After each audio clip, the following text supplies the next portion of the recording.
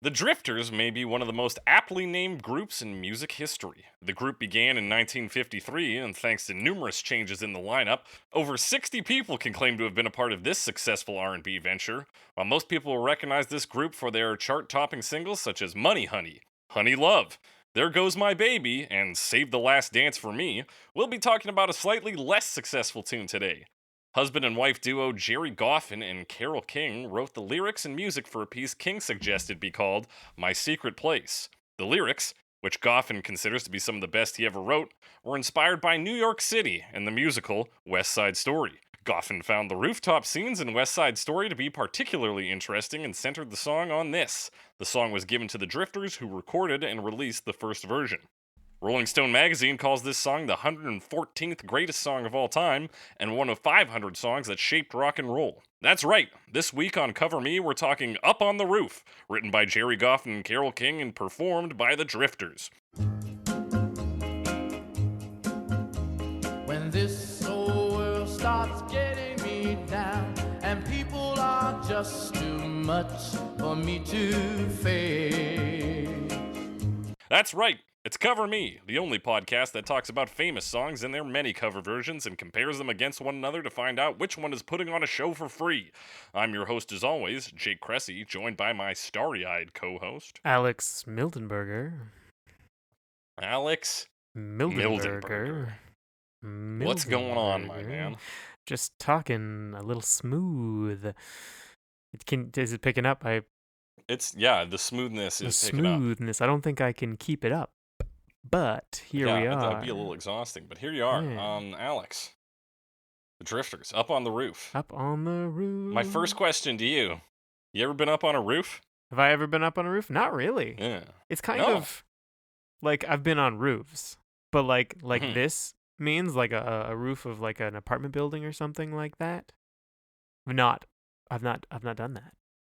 No, you never had just like a quiet solitude moment on a roof? No, it's kind of romantic. Like, as someone who hasn't really grown up around tall buildings, like always been out in the suburbs, kind of, that's never really been an option. But it's always been like seen it in movies and stuff. So it's kind of cool when they go up on the roof and are just like outside, but above all the buildings. Yeah, it is a real classic moment. It's a little dangerous, but it's kind of isolated, and it's also probably just kind of an easy set to make in a sitcom. Oh yeah. But yeah, it's kind of interesting. The top of a building. Yeah, it's just like get some brick things and like a vent and a door. You're set. You don't even need a door, really. No, yeah, I've never been on like just like an apartment building roof. I've been on like rooftop patios, like at bars downtown Calgary, and I've been on a roof in the suburbs. Both one to paint like walls there when I worked for Kalen for a day. Shout out Kalen. Shout out his time as a painter. And also on my parents' roof to smoke weed in the middle of the night. Yes, I think I remember that story. You went through a window, I believe. Yeah, I several times. It was, a recurring theme. Yeah, I mean, like, I went on my roof, living with my parents a couple times. You could... What kind of shit were you doing on that roof? Which I don't even remember. Just fucking around. I think my dad would be, like, cleaning out the gutters, and I was like, can I go on the roof? Yeah. He was like, be careful. We could also climb up our own fence onto our garage roof, so I spent some time there. It was good for water gun fights. Yeah, so I have none of these rooftop experiences described in the song whatsoever. No, you never got away from the hustling crowd? No, there was no hustling crowd. It was just a city, like a street, suburbia. Zip, Suburbia. Zip. Yeah, Alex, moving from that to the Drifters, what's your experience with them? Not much, although this song, we have a bit of a history with this song. Yeah. Would you like to... Yeah, I guess I'll start that. Yeah. So I'm gonna say like the mid 2000s probably. My sister Mid Ruby to late. found a CD just like on the road, like a mix CD, simply entitled Dave Number 5. And she like took it home with her for whatever reason to see if she could play anything on it. And this was one of the tracks on there. And then she later passed this song on to me. I don't remember how. I don't know if she gave me the mix CD and was like, yeah, check out this song, or she just like sent me an MP3. But yeah, she delivered this song onto me, and I was like, oh, this is a jam. And then I presumably told you about it at some time. Yeah, you did. I just remember for some reason you played it and you were like, listen to this song. It was just on a CD. Yeah. And I didn't even know what it was called at the time or who it was by, like, because it was just on some random CD. And then years later, for some reason, my brother, I believe he was getting into Game of Thrones. And one of the characters, the guy who plays Bronn, Jerome Flynn, him and another guy, Robson Green, had a group called Robson and Jerome, and they covered this song. So he like was listening to them and played this song, and I was like, this is familiar. I know this song. And then that's how I learned what song it was, and then looked up the history. Yeah. So for some reason we have like we're not going to talk about today. we're not talking about that version today. For some reason we have like a weirdly complex history with this song. Yeah, which is a very like simple, just kind of catchy poppy tong. Yes, poppy song. Poppy tong. And yeah, we have for some reason like an urban legend history around it. Yeah, it's bizarre. It's kind of like, that's almost kind of the vibe of the song, because you go to this like secret place in the middle of the city where no one can see you, and play your mix CD. But ultimately, that secret place is not that secret. True, because because there's room for everybody, or at least two. At least people. Two. Yeah. But yeah, like he doesn't even own the rooftop, and since we're talking about the lyrics so much, we might as well move right into it. Yeah, let's talk about the lyrics. It's really just a song about, I mean, a guy's talking about how he likes to go into the roof, and he's like, maybe you would like to join me. Eyebrow raise. Yeah. Romance. Eyebrow raise. The first two lines of the song are literally up on the roof. Up on the roof. Which tells you everything you need to know about the song. 'Cause that's where you're going. And so we get to the verse, when this old world starts getting me down, and people are just too much for me to face, I climb way up to the top of the stairs, and all my cares just drift right into space. Yeah, it's just kind of a like cheery. The way he sings it too is just kind of like upbeat. Like he's smiling the whole time, you know? I don't know. Place to go where you feel good about yourself. Exactly. He's like, when shit's bad in my life, here's what I like to do. It's climb stairs. And I mean, there is some foreshadowing. Obviously, they've set up on the roof, but it's like the backup singers up to this point. So you're kind of like, what's up on the roof?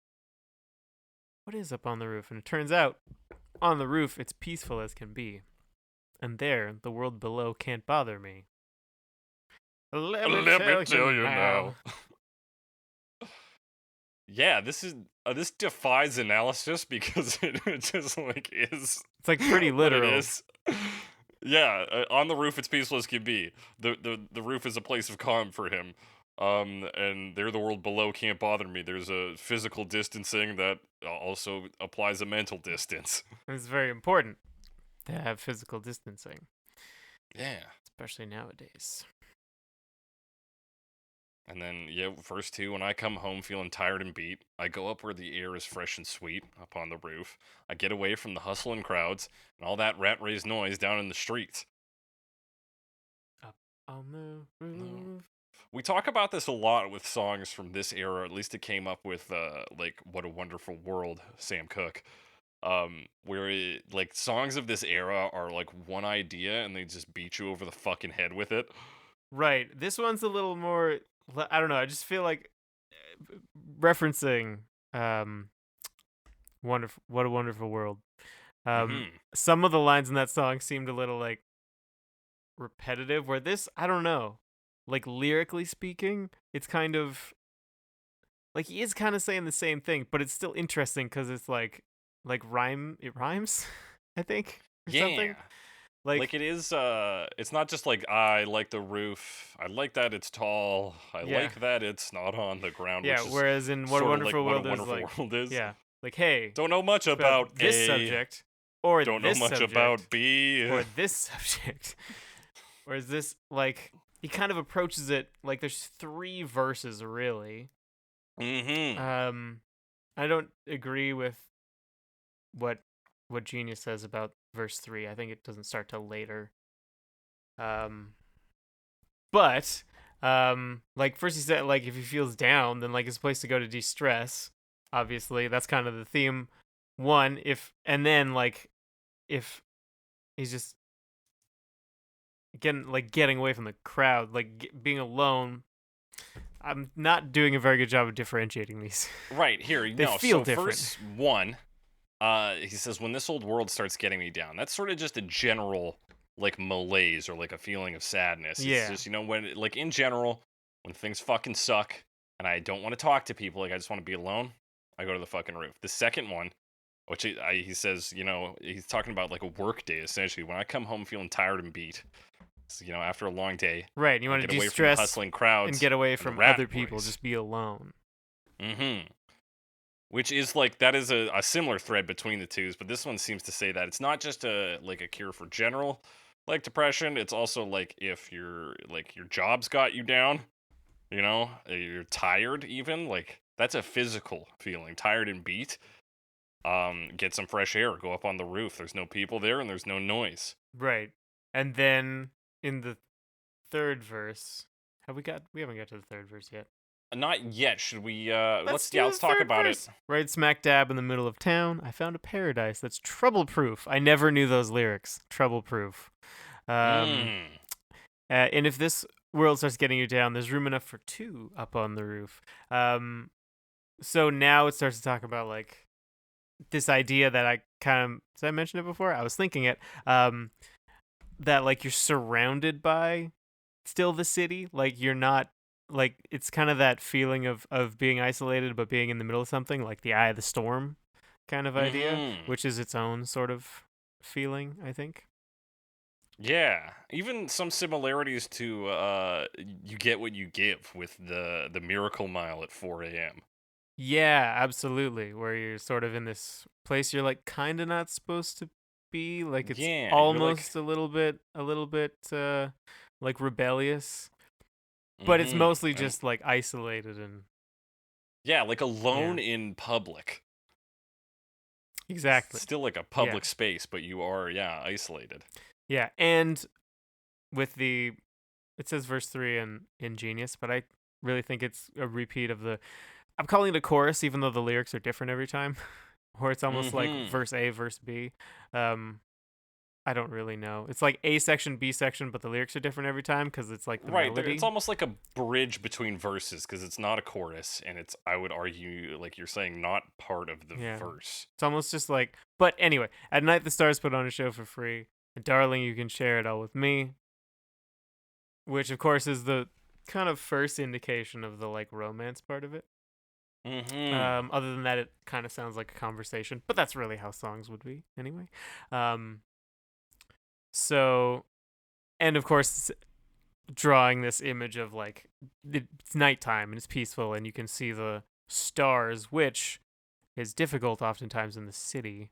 But I don't know if it's just because it's in the past or like he's high up enough to be away from light pollution. Does that make sense? I don't think that happens. Yeah. Does it? Yeah, because I think that the light pollution goes up, right? I don't know if being higher would necessarily help. Yeah. Anyway, he can see the stars, which is great because you can't do that in the city very easily. Not these days, anyway. And maybe again, as we kind of establish in verse 2, like he's a guy with a job, working class, right? Right. So a show for free, fuck yeah. Like something you don't have to pay money for. Again, like you're looking for entertainment. Right. No. Go to the roof. Don't need money because money doesn't buy happiness or something? Is that the moral of this story? Money can't buy me love, Alex. Oh. But no money can buy you love? That's right. Of course. Another thing worth noting about the roof, it's the only place I know where you just have to wish to make it so. Let's go up on the roof. Oh, did we miss that part? We did miss that. Oh, no. It's like we're not... loop back to it. Yeah, we meant to do that. It's also magical because it Ooh. can grant wishes. That's the thing. Yeah, it's magical. Somehow it grants wishes. That doesn't make so much sense to me. But Wait, well, I would say it's probably just all kind of tied into the when I said cheekily, money can't buy you happiness. The song doesn't say that explicitly, but kind of has the implication of the idea of like of that of everything you need is like just peace in the world and like people you love around you. So there's right, kind of that attitude to the song. right. So like any desire that you really have can be satisfied by something as simple as going Yeah. up on this So it rooftop. can't like get you a drink, but like you won't need anything because all you need is it's soul food, Mm-hmm. man. It's chicken soup for the Chicken for the soup soul. for the R&B singer's soul. Exactly. And of course, we're talking again about an urban environment, and to put a magical quality on this very mundane thing, a rooftop, And also very you know, man-made. is that's just good. That's just good poetry, baby. It's Yeah, fucking this poetry. is poetry. Other than that, a lot of like internal rhyme here and Mm-hmm. there. Yeah, I have a quote from the Rolling Stone Illustrated History of Rock and Roll in 1980, which described Up on the Roof as, quote, in every way a remarkable pop song for 1962, and in particular said, from the internal rhyme of stairs and cares to the image of ascending from the street to the stars by way of an apartment staircase, it's first rate, sophisticated writing. Yeah, it Of feels well course. written, but it's kind of like about mundane things. At the Mm-hmm. same time, I like that quote because it says it's remarkable, but like I have no frame of reference there, as I'm sure you don't either. Like, what was pop music like in 1962?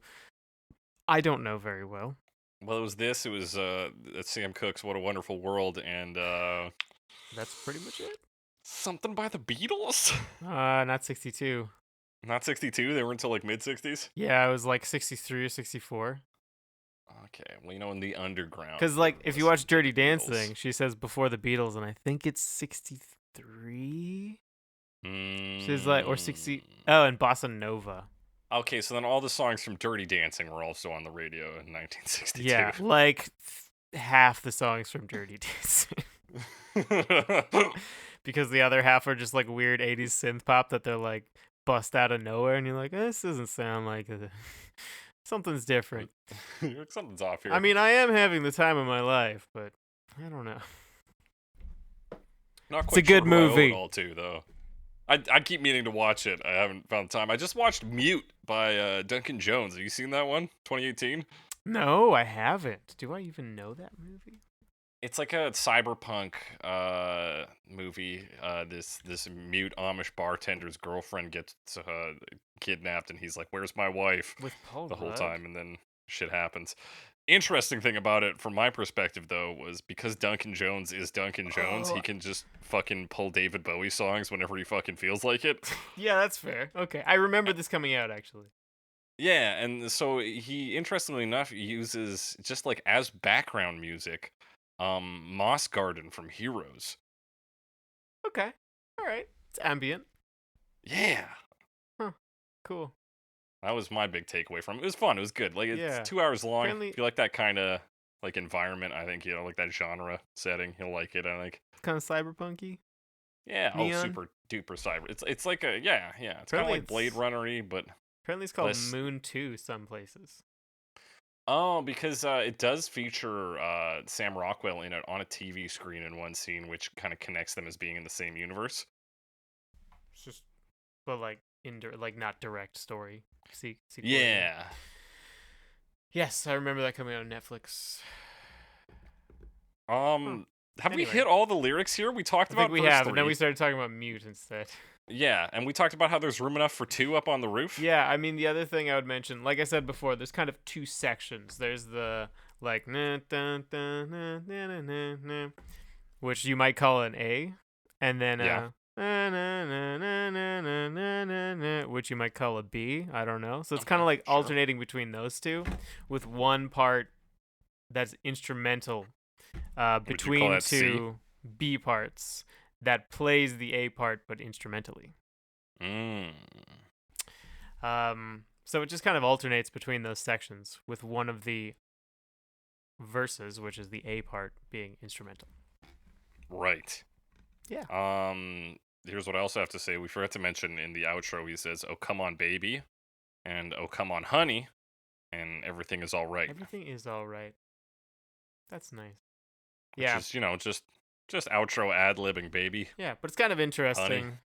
Like, throughout the song, there aren't, like, there's repeated melodies, but there's not repeated sections, really. Like, maybe a couple lines. Mhm. But it does, like, keep going throughout, but still kind of has that structure of a pop song. Yeah. And then there's like subtle romance in this song without it being like out of place like it is in You Get What You Give, and without Right. it being front and center. They don't just throw in one line. It's more like, is he like trying to sell the roof? Like, you gotta go, Yeah, you he's gotta like, see the roof. "Come on up with me. Like, there's room for two. Come on, I baby. don't just said it's my own personal paradise, but come fucking hang out." We can bust out another chair. All right. Hell yeah. Let's talk about instruments on this, Alex, and what they're fucking doing here. Yeah, what are they doing?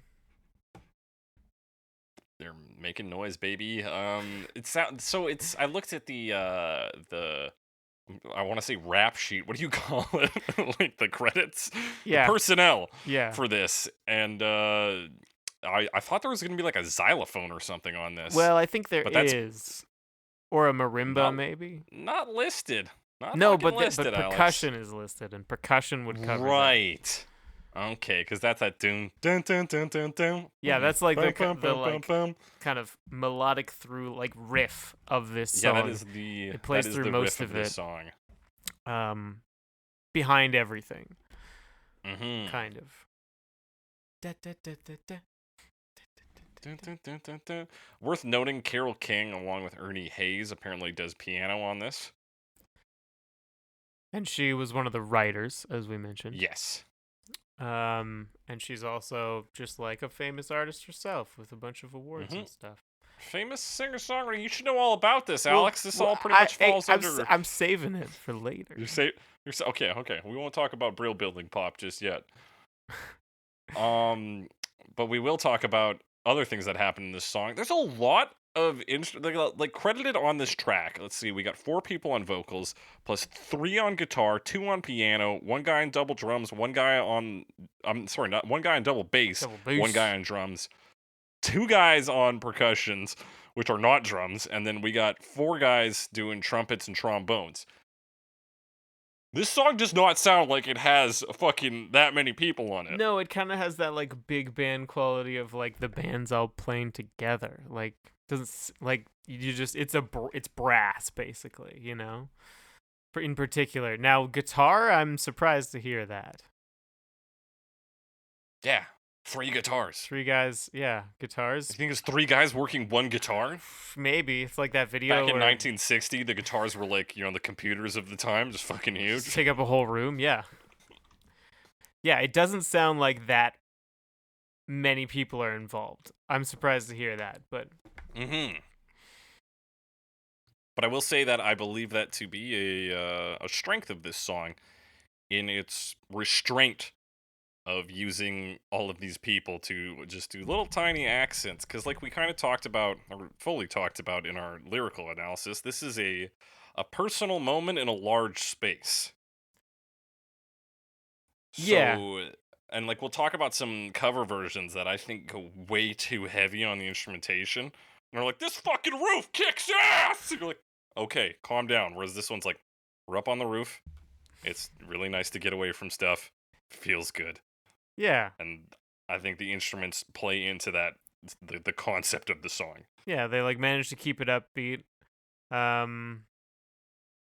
And I mean, pretty standard stuff in terms of like arrangement, like in terms of building. They keep that that xylophone thing going on, and then like some strings come in later on, and Which oddly enough are not credited in no the strings. Wikipedia I mean, there's article. definitely strings, but yeah, Yeah, it's very clearly. yeah, unless that's a really weird way of playing trombone.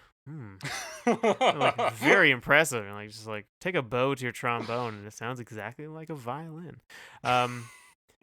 What they do with the violins, it's in the B section that I was calling a chorus before. Yeah. Like they come in and start to play like really long notes and then play a bit faster and then start doing that thing where they go like back and forth really fast, which according to the violin technique Wikipedia page is just called tremolo.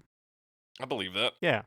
And then like just like a bit of like brass like leads into the next section. Like it's not really much of anything. Like there's brass there, Yeah. but it's and not it like plays, a big you know, brass part.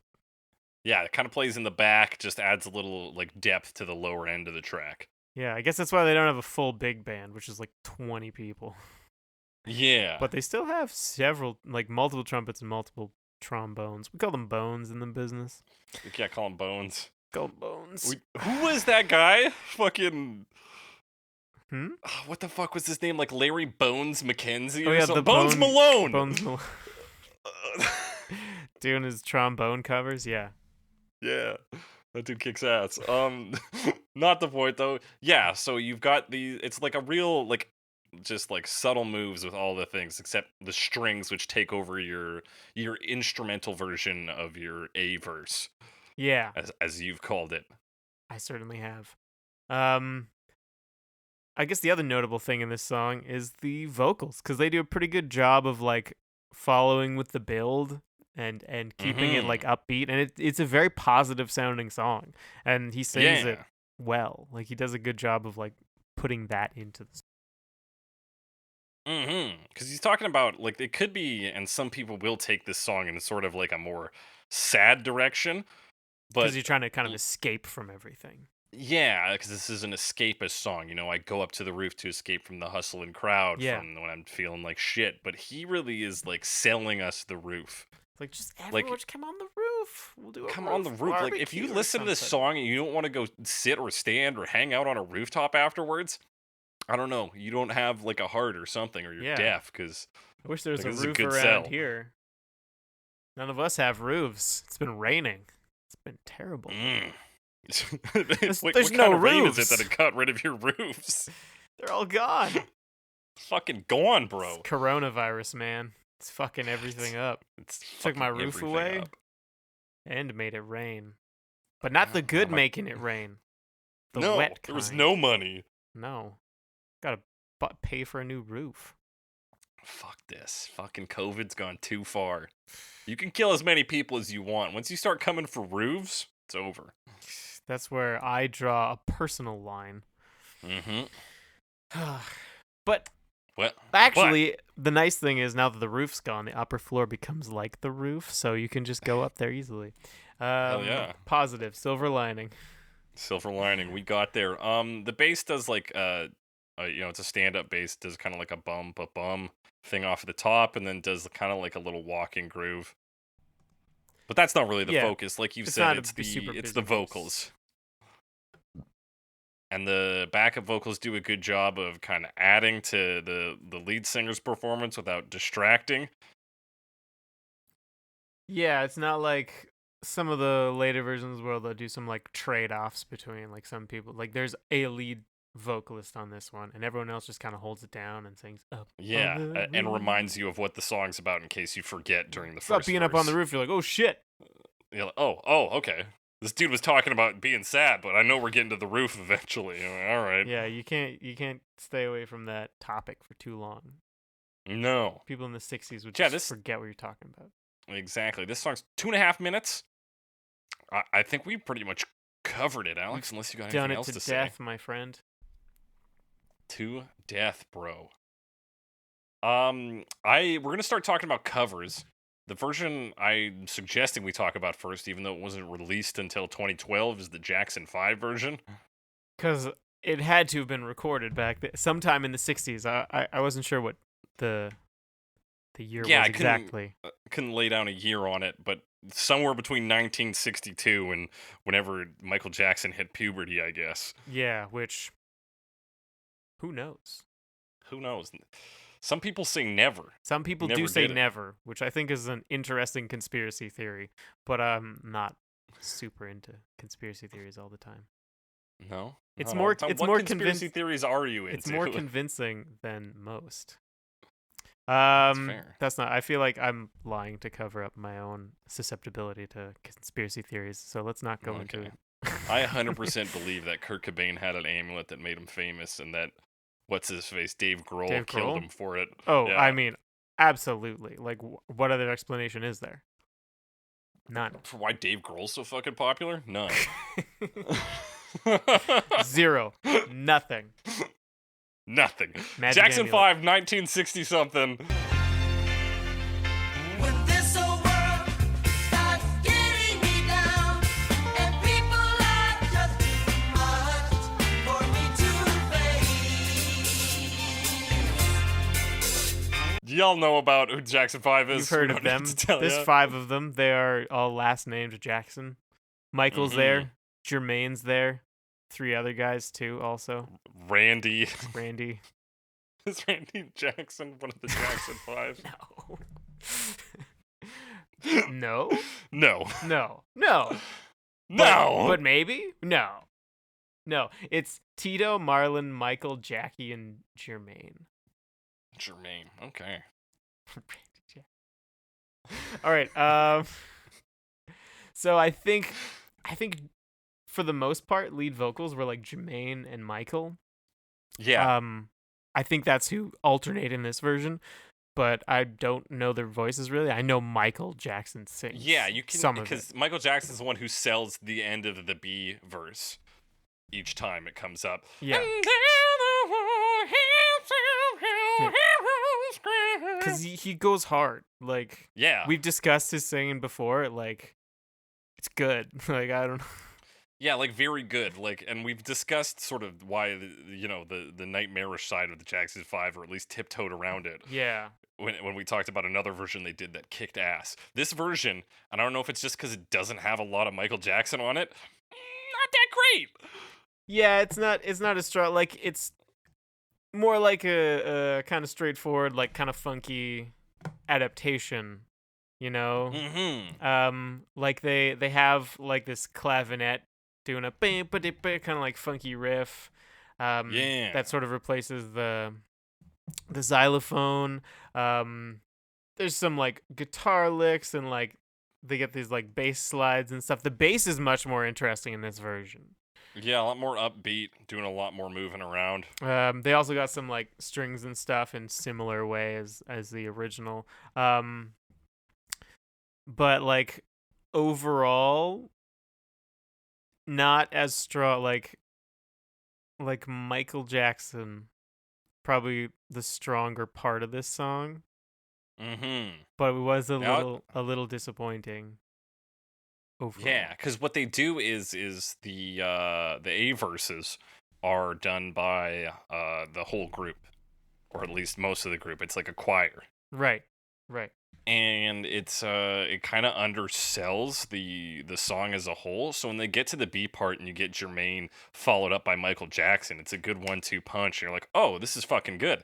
But then you lose it immediately. They're there for like 3 lines total out of each like Right. 7-line A-B section.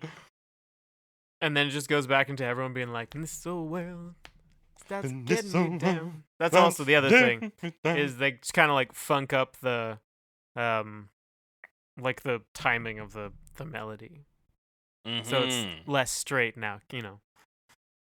It's funky. Yeah, it's funky, make it so they funky. kind of play with it and, give it a little bit more Add some staccato space. energy. Make some Yeah. things go really fast. And then for the last about, 30-ish seconds, we get a whole ad-lipping section where the strings cut loose and it's up on the roof, baby! It's a roof! And you're like, yeah, all right. And then it fades out. There was a Randy Jackson in the Jackson 5. Was it the Randy Jackson? No. It's Stephen Randall Jackson. There's no way if it was the Randall Jackson, there's no way this would be his Wikipedia picture. Okay, yeah. Because it would, when you're a fucking studio musician who played bass for Journey, you get a much bigger page. Yep. Nope. There's a link to his different guy. Definitely. Okay, yep, All different. All right. Do you think everybody asked him if he's the other Randy Jackson? Like, are you in the Jackson 5? And he's like, nah, bro. That's dog. He says dog a lot. He does say dog a lot. At least he used to. I don't know what Randy Jackson says these days. Not a lot. He's not on TV. Fair enough. Or we can't hear it anyway. This Jackson 5 version, I can understand why it wasn't released until 2012, because it's not remarkable. Yeah, because it's like an outtake, kind of like they worked on it and they were like, we don't like need this. Obviously, the Jackson 5 had enough success on their own. This one wasn't going to make the difference, and the world went on without it. And the world went on with it, too. Yeah, it was there. It just nobody, at least the majority of people didn't hear it. Yeah, but no, I agree. Switching back and forth in that way kind of kills the energy a bit. And because it is a vocally driven piece at its core. Like in the original version, it's focused on the vocals. Yeah, and this one even more so to a degree. Like the instrumental section becomes like la la la la la la la, like like they're singing it, but I don't know. But yeah, if you're like, I don't know, if you're like, hey, look at this piece of shit, like, great. It's not, even if there's like flowers around it, but you're like, yeah, look at that. That's what the song's about. Like, okay, all right. I don't like this. The ending like kind of picks up a bit when it's mostly just ad-libbing and everyone's like shouting about things, and the bass gets to mess around even more. Yeah, and those strings are hitting it high and kind of fast. Yeah. Yeah. But it's not the best arrangement. It's not the best version. No, kind of falls flat. Yeah. So that's why we're going to move from 1960-something to 1970, where we'll be talking about Carole King. When this old world starts getting me down, and people are just too much for me to face. Carole King. Carole King wrote this song for the Drifters, or at least wrote the song, and it was given to the Drifters. At the Brill Building.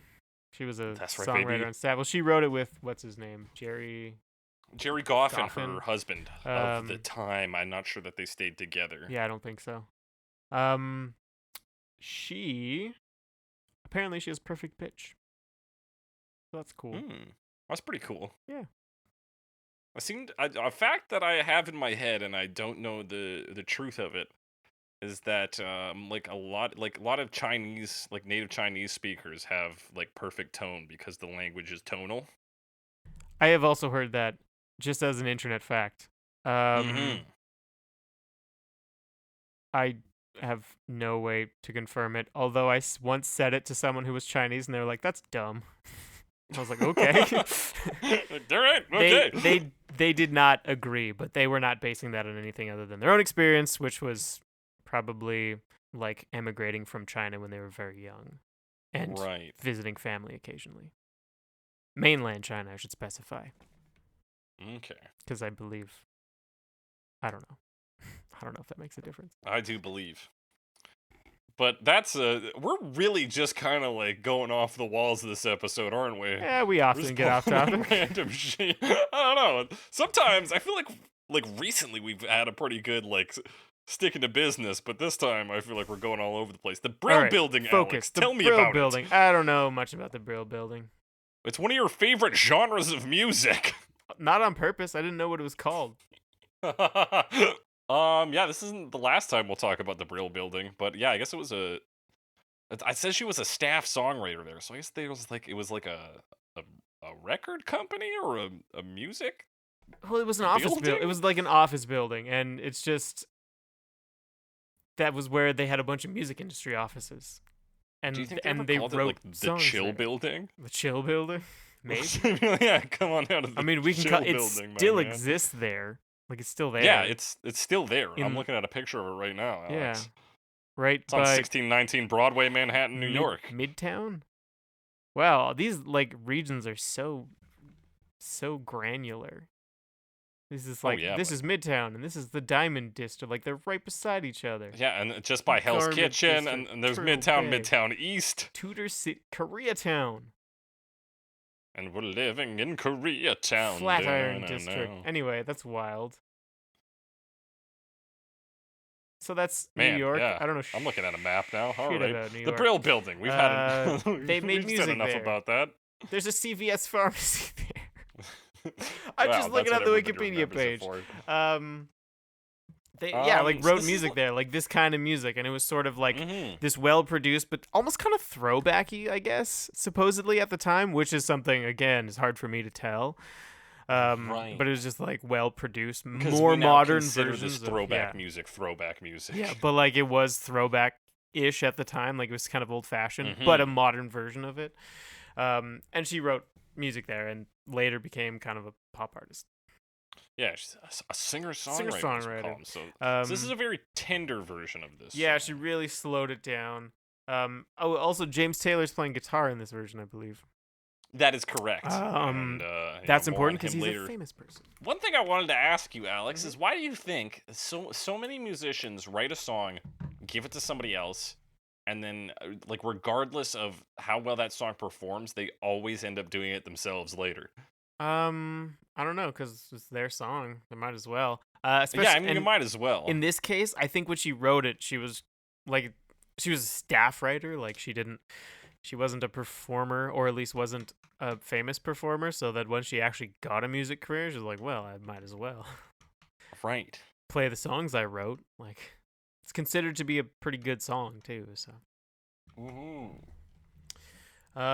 So yeah, it's way slowed down, and it's like piano and guitar focused, much more. Alex, one last question before yep. we really get into this song. If you made like a movie where it's fish making music, and there was The there Krill was, like, Building. an underwater the Krill Building. Yeah, Do you think did I just steal your punchline? Yes, you did. I mean, you want to do that? You want to try that again? We can cut it out. No, that's perfect. Just putting that out there, like a Finding Nemo, but we call it like Finding Sugar Man. Yep, that sounds right. That sounds about right. Baleen. Yes, so there's piano and soft guitar. acoustic guitar, piano. There's like a real echoey quality to I think her voice on this. It might be the instruments as well. But not like your kind of pop echo, more like an echo that comes from being like in a space. In a small space. Yeah. There's also like it hasn't come up yet, but there's a lot of like echoey guitars just in these versions generally. I don't know why. And this one it gives the idea of like thoughtfulness or like I guess so. Yeah. Kind of like you get a chance to reflect on the past immediately after it happens. Which is about as far as you can go in a 3.5 minute song. The arrangement on this one, it's mostly that. Like it's mostly that kind of like solo singer-songwriter thing, but then they throw in another guitar, and then they throw in hand drums. Yeah, it comes in at the 34-second mark. It's like a bongo or maybe a djembe drum or something like that. And then some strings do come in later. Of course. They can't seem to break away from the strings quite yet. No. But it's still the 60s, so, you know. Actually, this is 1970. Oh, I wrote 68. Maybe you're right. I don't know. This compilation... Oh, yeah, this compilation from 1968. 1968, allegedly. Secondhand Song said 1970, so yeah, fuck them. I don't know, man. Maybe there's a different version or something. Maybe. I mean, there's several live versions. I know Bruce Springsteen has a live version of this song. Yeah, from which unfortunately 1975. I couldn't find a version on Spotify. No, there's only it's like a bootleggy, like crappy version because I don't think he recorded it ever. No. But anyway, that dude barely liked recording songs he did, let alone covers. Then that's kind of like what they do with the with the arrangement. Like the solo part, it kind of sounds like a guitar solo, but the piano's still going, so it's more like a little like duet section where they both kind of interweave together, and everything else cuts out, so there's more focus on it. Mhm. But other than that, like it's mostly just a slower version. Got that slow singer-songwriter quality to it. And I feel, yeah, and she's focusing more on the like getting away from sadness. I kind of foreshadowed this. There's not a lot of joy in this version. Yeah, it's a little more like the original's so upbeat, even Mhm. though it's not necessarily that fast. Like the Jackson 5 version speeds it up. But Yeah. but like we said, it kind of like keeps this positive edge to it. And this one is more like slow and I almost said sour, but that's not correct. Yeah, dour? Dour, maybe. Sour? There is like an element of serenity Sour? to it. It's like you're not like upbeat happy, but you're like Right, but calm. you like got a breeze in your hair and you're feeling good. Yeah, Mhm. it's not sad, but it's a little more melancholy. Yeah. Bittersweet, not really. Maybe. But I feel like this kind of tone doesn't work with lines like the stars put on a show for free. Like that line is like nothing but levity. Like that's such a like happy idea. And to have this sort of like, and the stars put on a show, and it's free, And it's happy like me. like me right now. I'm so happy. Yeah, it's more restrained. Yeah, Which is a little less impactful at times, I would say. But yeah. there are, well, yeah, that's kind of what this version does. I don't really know Mhm. much about Carole King generally. Well, She Carole she has King, more songs. known for her most popular song, "It's Too Late." Yep. Oh, and unless it's a cover, "You Make Me Feel Like a Natural Woman." No, nothing for that. All right, Alex. Nope, nothing. Well, yeah, this is Carole King's version. A little softer, maybe not quite what we expect from this song, but I think she pulls off a pretty good performance of this. If you like brill building pop, you're gonna like this. Let's move into the year 1972 to talk about Ike and Tina Turner. When this old world starts to getting me down and people are just too much for me to face, I have to get away. Talk about Who Run Bartertown.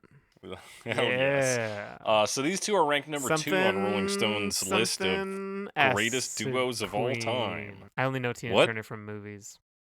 Well, she also does, I believe, the backing vocals on "Tonight" by David Bowie. Really? Yeah. Oh. She also does the song "Private Dancer." I mean, yeah, I do know some of her songs. But I also know Great 2 of her song. movies that she Yeah. Did you know Anyway. she's ranked number 2 along with Ike on the Rolling Stones list of greatest duos of all time? I do now. Who's number 1? Bob Dylan and a guitar. No, I'm kidding.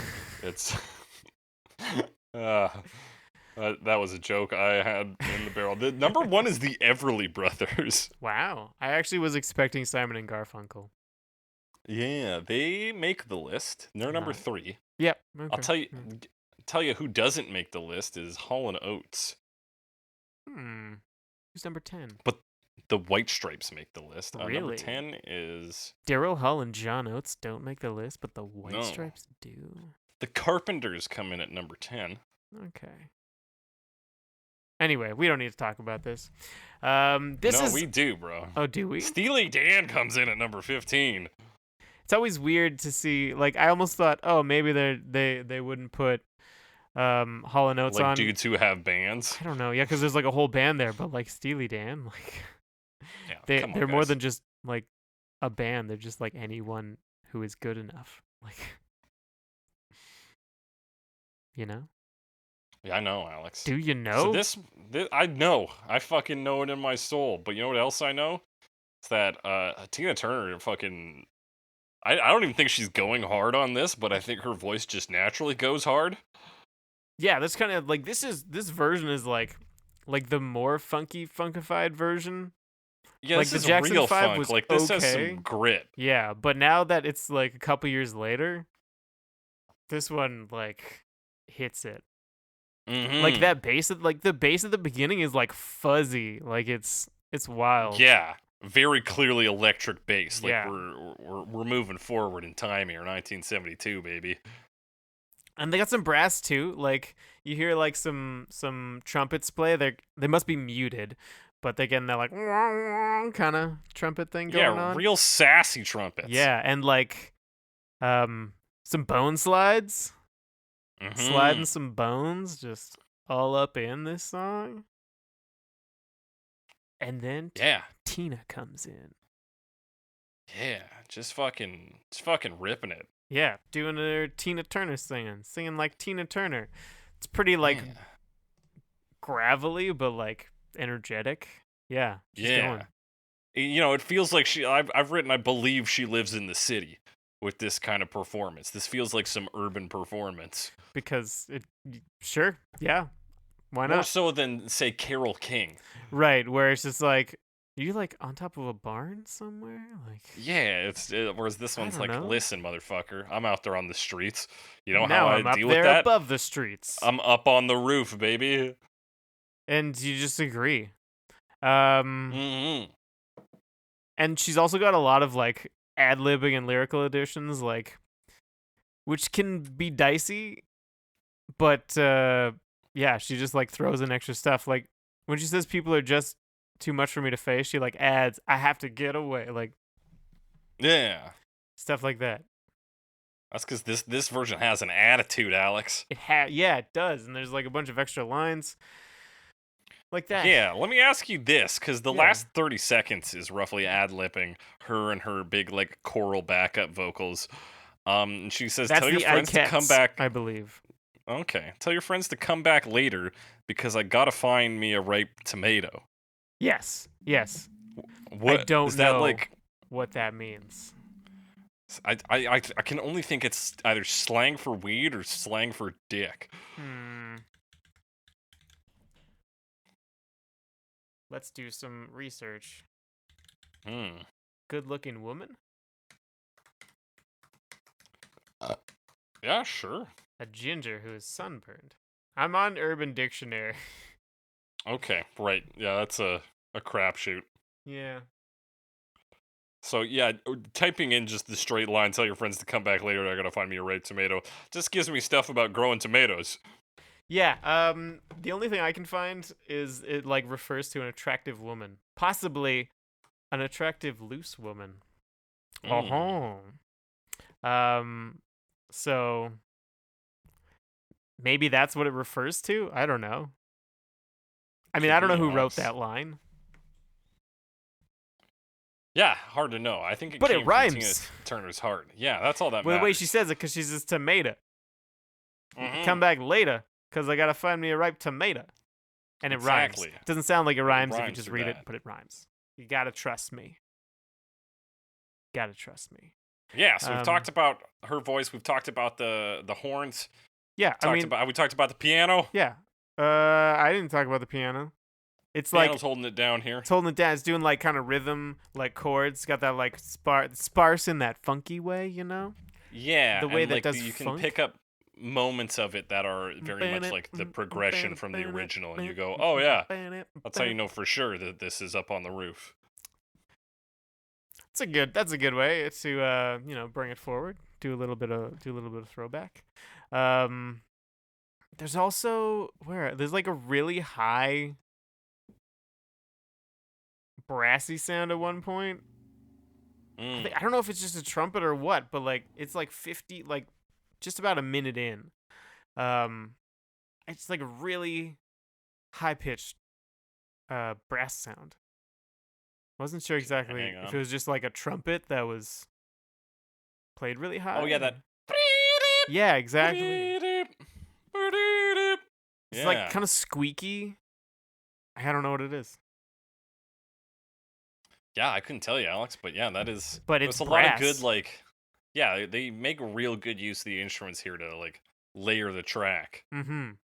You got some funk guitar going with a little like. Yeah, there's also like there's some real like wah guitar that comes Yeah. in like probably right before this that we were just like the high pitched thing. Yeah, it's just like a lot of that, and like,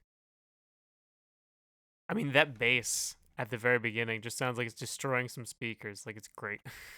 Oh yeah, and it keeps up that rhythm, like that little groove line for a lot of the track. Like, I was listening to, what was I listening to? Some Gordon Downey. Gordon Downey's first solo album, Coke Machine Glow. The bass is very prominent on it, even though it's not like funk or anything. It's just like the bass is really heavy, the way they mixed it. So I was playing it on some like smaller speakers, but it was on top of a tall shelf, like, or like stand thing, which was making it vibrate. And Will's Gundams were on it, and they were like vibrating too. So every bass note was just like, it's like that, but like there's not Gundams around, is what I'm saying.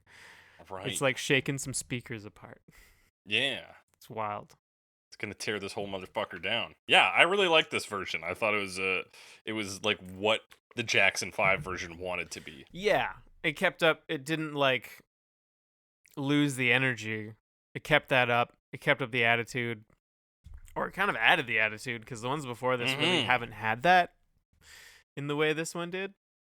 So, way to go. Yeah.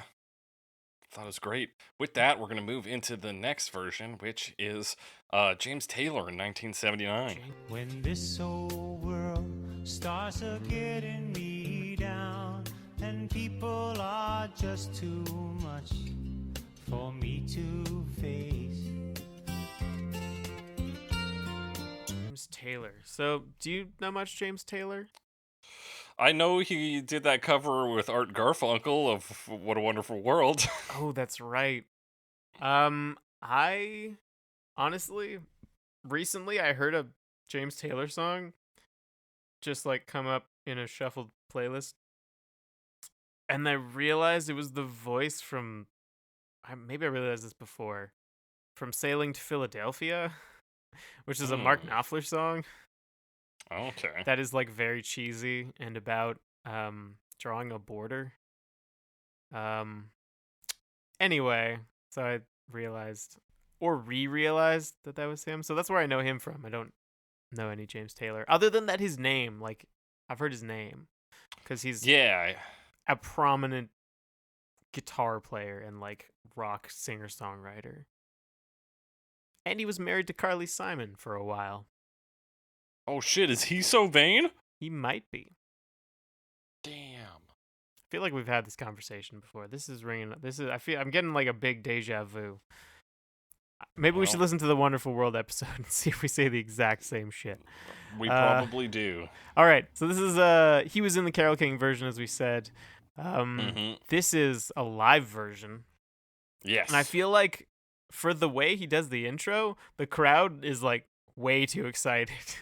Yeah, simmer down, guys. Like, he plays like three picks some notes. random Like, notes. whoa, fuck yeah! So yeah, I guess that's the question, Alex. Do you think they thought he was gonna play this? That's what I would like to know as well. Because like, has he recorded it otherwise? Would they have recognized the Carole King version? Because it doesn't sound that similar. No. Like, what's going on stage? Maybe this is the very first song. I feel like it's not a great way to start a concert, but whatever. No, that's a weird way to start a concert. Hang on. I'm gonna just chuck on Fire and Rain. I mean, it is acoustic guitar, but it's not quite the same.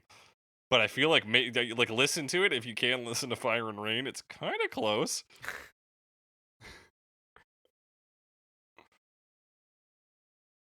Honestly, all of his songs start exactly the same. Start with like guitar picking. So every time he starts picking guitar, they're just like, "All right, we know what's happening. It's a James Taylor song. Great. That's what we're here for." I would love to like get a capture of everybody's minds at that moment and see what song they thought was playing. And then they were like, "What the fuck is this?" This world, yeah. When the world starts getting me down, and then of course he starts to sing the lyrics of the song. He has kind of like a soft, high voice. Like, it's very gentle and like smooth. It's like when people say adult contemporary, it's like this is what you picture. Definitely. And I mean, coming straight off the Ike and Tina Turner version, you definitely loses a lot of that edge. But we're in the 90s now. This is like early 90s, so Really, I got 79 for this. fuck. Maybe I've got I just looked at the album date. That I was lazy. Okay. I was lazy. Okay, So never mind. You're right, because yeah, but the first version he did of this was fucking 1979. So That's there- me fucking up. So this is 93. Okay. Anyway. Fuck, I lost my train of thought. It's like soft rock, man. So we like Yeah. slowly things build into this. It's a very like you said, he's got this soft high voice. It's a little more upbeat than Carole King's while still holding that sort of tender vibe. Yeah, it kind of gets more upbeat, particularly like in the second verse. It gets a little more lively, and the guitar strumming is a little more staccato, and then the piano chords are more frequent. Like, yeah, they you know, bring in it's I think more- a second yeah. guitar on that second verse. Yeah, and they kind of like things happen faster, so it's like a bit more lively. It's not a ton more lively. Mhm. The instrumental section, which is like 148-ish, sounds like there's just like a million guitars at that point. Yeah. And like big synth energy. And Yeah. also when at 148 he says up on my roof. He owns the roof. He's the landlord now. He's just trying to get people on his roof. Fucking James Taylor. He's like, yeah, come up on my roof. It's just $1,000 a month. Plus utilities.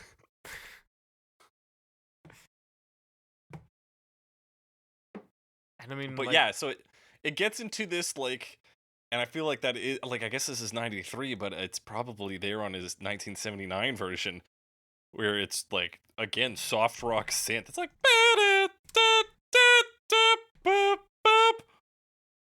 or like, yeah, as much as there could be. Oh, hang on, typos. And it kind of, other than that, like, it kind of goes between, like, it drops down a bit to the beginning stuff and then livens up again. Like, it has those two kind of sections. yeah, two it, ways like, of doing it things. saves up that instrumental break to do again at the end. Yeah, and then he starts to throw in some like new lyrics.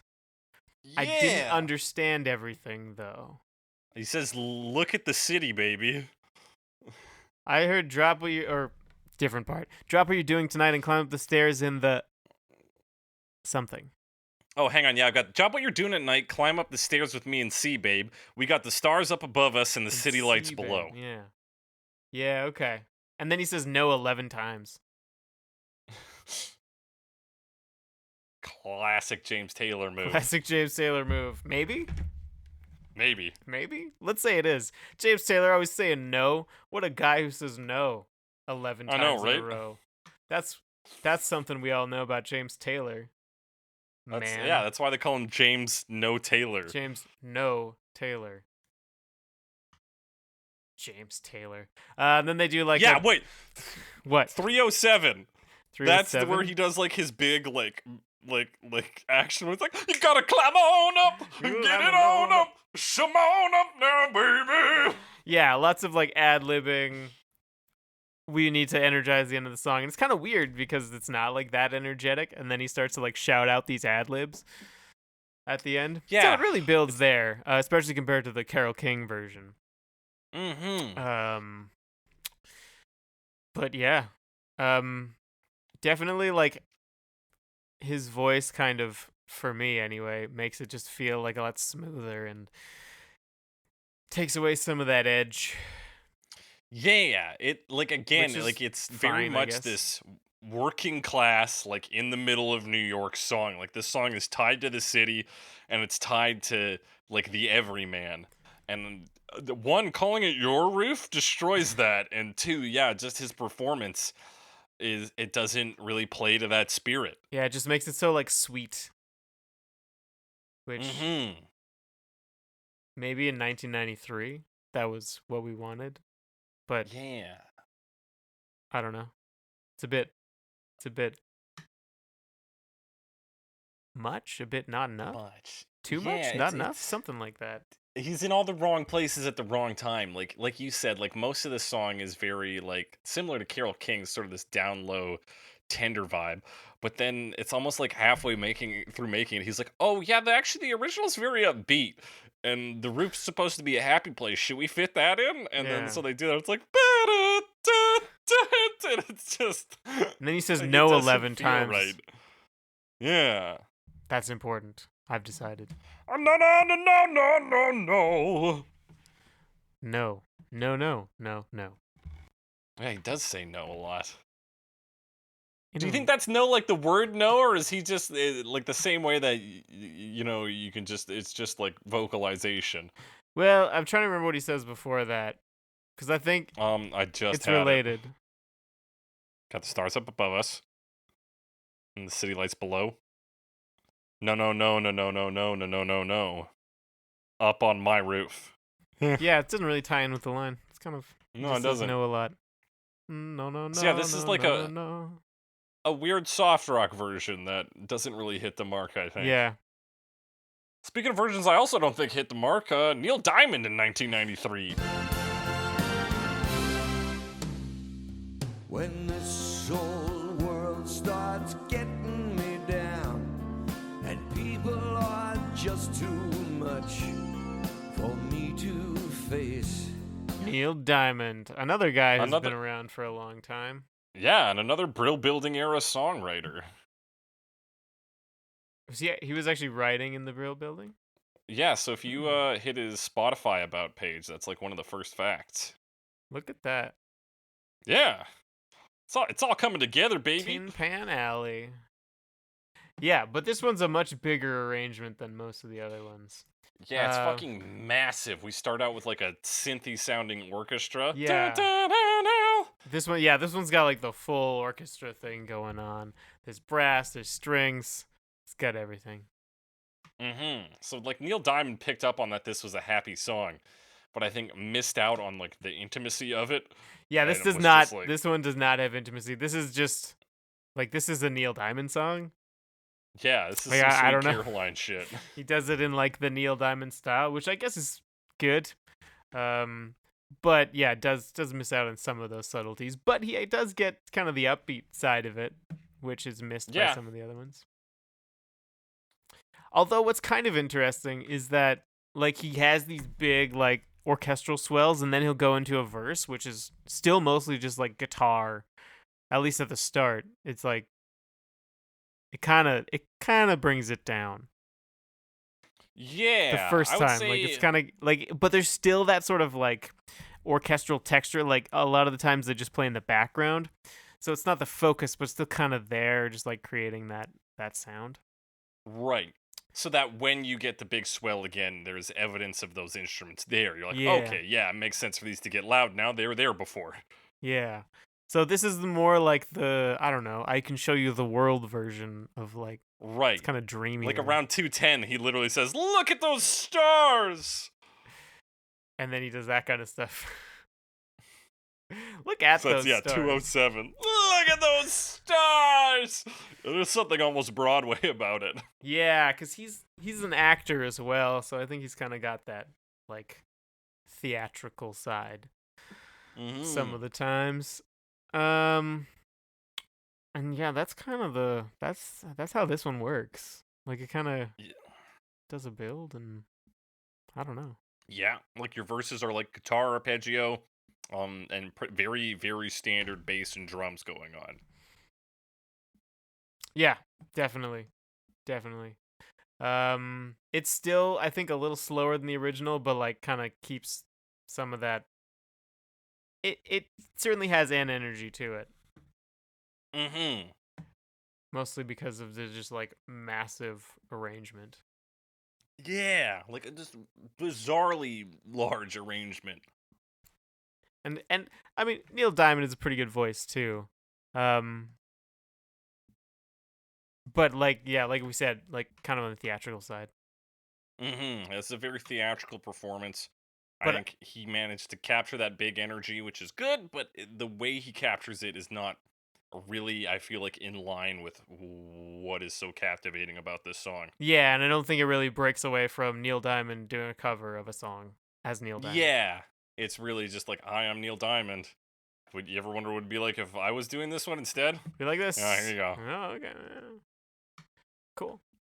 Like the 10-second song guy could probably knock out this same version of Neil Diamond doing Up on the Roof.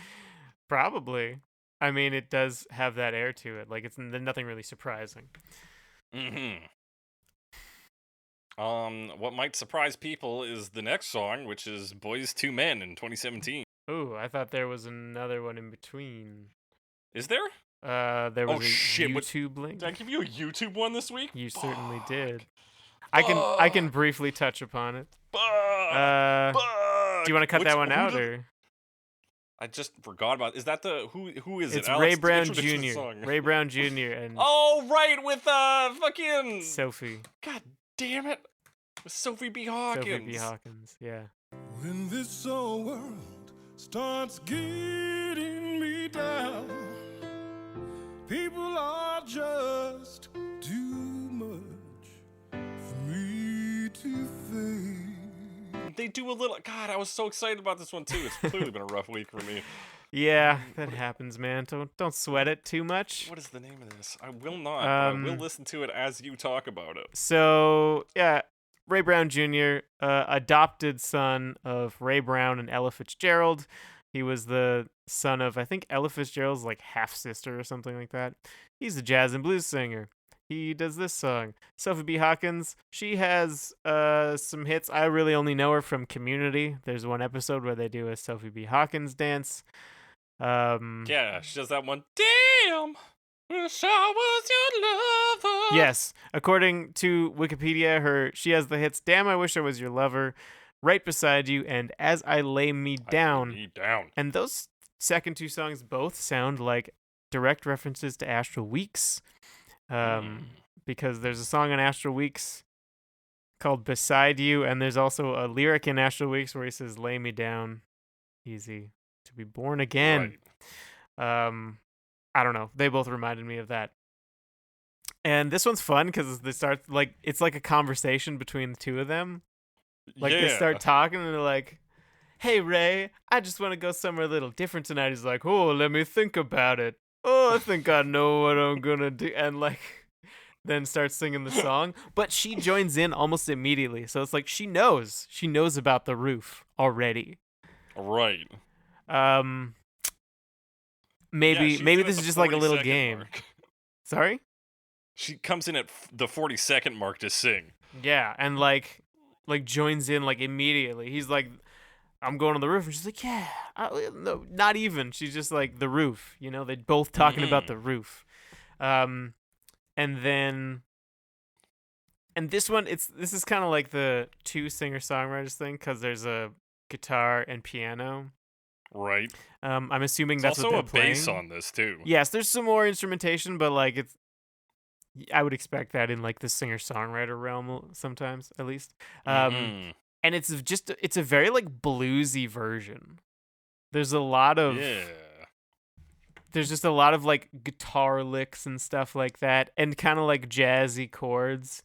Gives it definitely feels different from the original for that reason, because it's kind of done in that style. Yeah, really slowed down too. Yes, and it's very like they kind of keep the conversation going. Like Sophie sings about like, "It won't bother me." She says the "won't bother me" line, and then says like, "Oh Ray, it won't bother you either." Like throws that in. But she says it so fast, it almost sounds like, "Oh shit, it's not just me." She like forgot to say it. I don't know. But yeah, it's really got the like slow. It's slow. But I don't know. This version's kind of fun. It's like kind of overblown and like cheesy in a way, just because they're doing that like conversational style.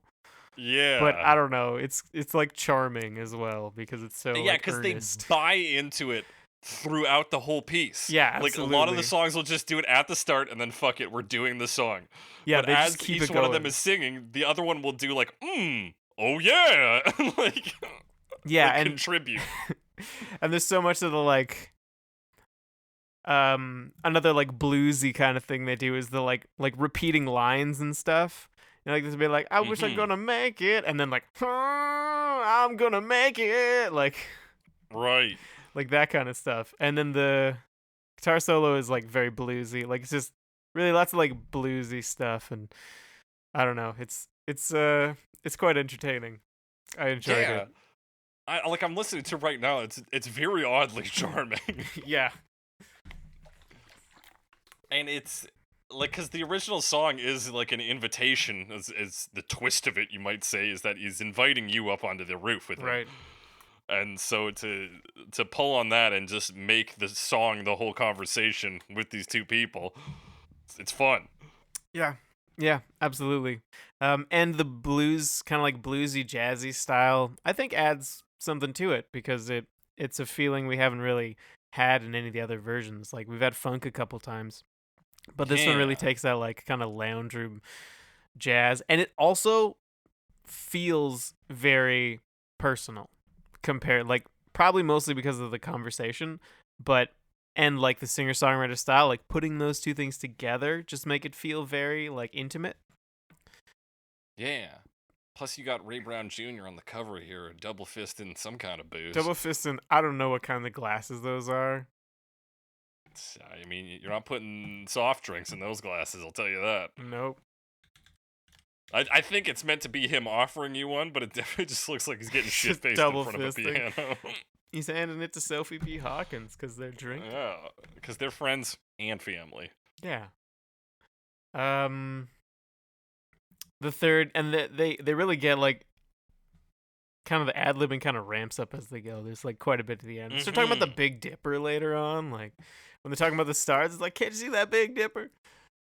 You go, okay, yeah, sure. Oh yeah, and she really sells that line too. Can't you see the Big Yeah. Dipper now? Yeah, they fucking go in this song, man. Yeah, dude. Anyway, good time. It's a good time. Like if it was just one of them, this would kind of fall into the same trap that Carole King falls into, where it's maybe just a little too down tempo. Right. But with the two of them there, they seem to play off of each other and find the fun that is like inherent in the original version and bring that out even in this sort of slower, softer version. Yeah, yeah, and I think the like some of the quicker guitar licks and stuff help with that, and sort of the way the piano Yeah, and sounds. some of like, the piano, because you got that steady kind of chorus and beat stuff, but then they do like little riffs and jingles here throughout. yeah, it's a good time. Yeah, I'm upset that I didn't look at this one more because that one's definitely worth looking at. Yeah, I don't even know. Like, I almost forgot. I do not know why I like checked our chat because normally I wouldn't. I like It's very 'cause you nearly knew it had to also be forgot done. this one. I knew it in my soul. No, I think it's because you were talking about. We were talking about Sophie B. Hawkins. And I was like, she's not here anymore. Where is she? Oh yeah, where is she? Here she is, right on YouTube. Here she is, ladies and gentlemen, and everyone There in she between. is. With that, we're actually going to talk about Boyz Now, II Men Boyz in II Men. 2017. When this whole world starts getting me down, and people are just too much for me to face. We talked about these guys before on our Time Way After back. Time episode. Way back. Way back. They did a pretty good version of Time After Time. Mm-hmm. And this? But here, they've also done a pretty good version of Up on the Roof. Yeah, this one's. I found this a little less interesting. This one is the closest to the original version we're going to talk about today. Oh, yeah. Because it's basically the original version, but like more of like a modern, polished version. Yeah, with Boyz II Men vocals. Which With they're, Boyz II Men they're vocals. an a cappella group, essentially. They're not Yeah, they're like a- instrumentalists. I mean, there are instruments on this track. It's Yes. not an a cappella version, but they are. Yeah, they're like a singing group. Like there's three of them on the cover of the album. I think they've had a sort of a rotating membership over the years. This is actually their most recent album from 2017. Okay. And So I don't know what version of Boyz II Men this is. I didn't actually look up their What's the membership. The manliest Although, version, my interestingly man? enough, kind of like the Drifters, who had kind of a rotating membership as well. Yeah, who had a Like 40 and technically members. still do. They're apparently still in operation, the Drifters. Wow. I don't know what to make of that. It kind of goes against my idea of like a band, but it's fine. Like, it's more like a project. No, I don't know. Yeah, it's more like a. It's like the London Symphony Orchestra. Like, it doesn't matter who's in it. It's Yeah, it's the like an London Symphony Orchestra. institution. Yeah. So, anyway, Boyz II Men, I think, is less of that, but they still have had several like membership changes over the years. Right. What? There's only 3 members listed here? Oh, past member. Okay, there've only been 5 guys in the group total, and there's 3 right now. So I'm totally Okay. overblowing this Fair enough. rotating Alex. membership. But anyway, they don't have a xylophone. It's just like piano and guitar. Sounds a lot like the Yeah. original. The da, da, da, da, da. Yeah, it's very clear that the instrumental track on this is pretty much meant to mirror the original as closely as possible. Yeah, absolutely. And there's like ooh sounds under everything. Like, I think they trade off lead vocals a couple times, but there's always like backups because I mean it's 3 vocalists. They're not also playing instruments or anything. They're always going. Yeah, you got to earn your credit on the track. Yeah, exactly. But yeah, very, very close to the original, but they have more of like, kind of like they do more like vocal runs and like showy stuff. Yeah. Apparently, like according to their Spotify, that's kind of like their thing. Which, I mean, they're pretty good at it. Yeah. Like, they do a solid version. It's a little less. I found it not terribly interesting because it's quite close to the original, but like it's a decent cover. They're clearly, do the vocals well.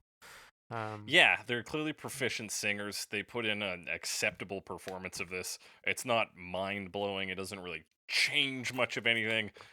But at the end of this playlist, where a lot of them I feel kind of missed sort of the upbeatness of this song, which is kind of one of the reasons we're talking about it. Right. These guys were like, "Well, it's the original, but we're singing it, so it sounds upbeat." Yeah.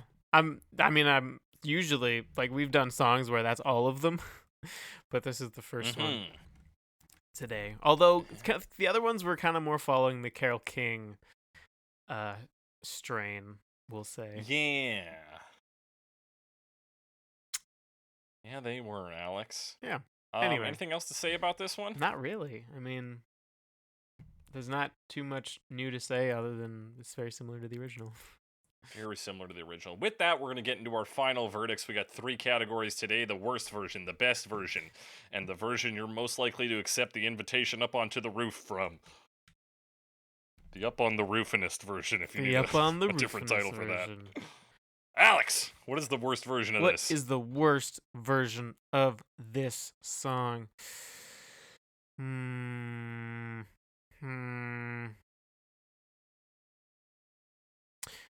I think I'm gonna give it to the Jackson 5 because I generally like the style, but it was kind of disappointing more than anything. I as much as I didn't really like the James Taylor version as well, I didn't really expect to, so it didn't really make that much of an impact, but I was just kind of disappointed by the Jackson 5 version, so... Yeah, you know how good the Jackson 5 can be, so when Yeah. you hear something that isn't that good, you're like, well, it's come even on, more of a guys. disappointment.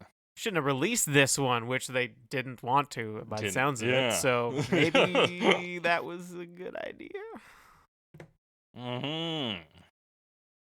Coming into this, I was originally going to give it to Neil Diamond, but then as we talked about it, I realized the James Taylor version was worse than Neil Diamond's version. Just because it was at odds with itself in some of its musical structure, and I think it didn't make for a very pleasing version. And the Jackson 5 version was bad, and like you said, maybe it should never have been released. But, also they didn't release it until 2012 when somebody was like, yeah, we can make a couple bucks off this. And I'm sure So, they did. I mean, we've listened to it a couple times, so get those sweet, sweet streaming cents. Oh my god, yeah, they've got at least 10 cents from us, those bastards. Oh, yeah. So I'm gonna give it to James Taylor because it was 4 fucking minutes. At least Jackson 5 is in and out. That's true. That is very true. And yeah, and it was just kind of inconsistent in what it was giving me, and then what it did give me in either tone was not that great. So yeah, fuck you, James Taylor. Alex, what's the Indeed. best version of this? I think my favorite was Ray Brown Jr. featuring Sophie B. Hawkins. Or, I mean, it was a duet, really. It was equally both of their song.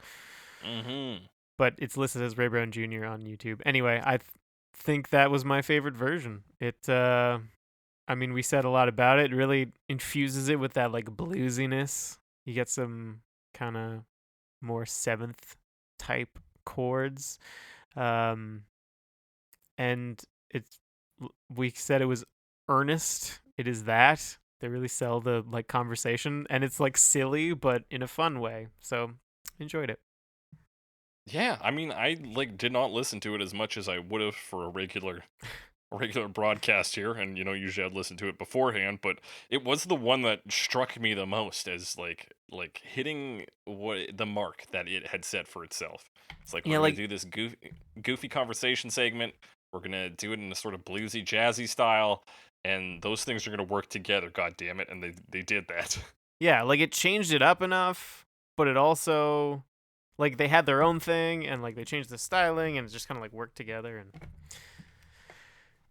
was good. I also really liked the Ike and Tina Turner version, though, Yeah, me too. That was awesome. as far as, like, a better funky version goes. Mm-hmm. With that, Alex, whose invitation are you accepting to the roof? Whose invitation am I accepting to the roof? I feel like I had something for this, but I've forgotten it. Okay, well, for me, I'm gonna take Ike and Tina Turner's because I gotta figure out what's going on with this tomato situation. Ugh, I would like you to let me know about the tomato, yeah. because I would love to know what's going on with the tomato. Well, you'll have to come back later. Like, I'm allowed up with Tina Turner. Okay. She's gonna find the ripe tomato, Alright, and she's then gonna find the ripe tomato. I'll then come back later. Fine. Yeah. All right. Okay. In the meantime, I'll be with the original Drifters because there's like 40 of them. That's a party, man. So, hey, man, I like to go up to the roof to be alone. You go up there with fucking 40 guys. Like, 40. yeah. All right. Hey guys, what's going on? It's real nice solitude feeling here. Yeah. Hell yeah. The Drifters do make a great sales pitch for the roof, so I'll accept that. That's been our final verdict. If you have a similar opinion, different opinion, or want to talk about a cover version we didn't talk about, hit us up on Twitter, #CoverMePod, @JakeTheCressy, @SomeAlexWiseGuy. I'll respond to you. Alex won't. Yeah, sometimes I consider responding to things and then just don't do it. It's good. All you do then is give them a little heart. Yeah. Heart. I should do that.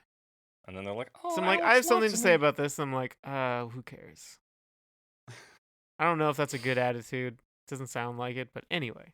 It's the bad attitude, Alex. Sounds like Get an sounds like a attitude bad adjustment. attitude. I'll adjust it. If you have questions for us, Attitude wrench. covermepod@gmail.com. Give it a couple Covermepod@gmail.com. Comments, questions, concerns, hit them up. Hit us up. Hit them. Be sure to rate and review us. We're on Spotify, Stitcher, Google Podcasts, Apple Podcasts, or your favorite podcasting app. And with that, it's time for a bonus segment in which I ask Alex a question. Alex, in the song "Up on the Roof" is provided as a place of solitude for an individual to go to when they're feeling stressed out. Alex, what's your metaphorical roof? Metaphorical roof. Yeah, where do you go when this old world's got you feeling down?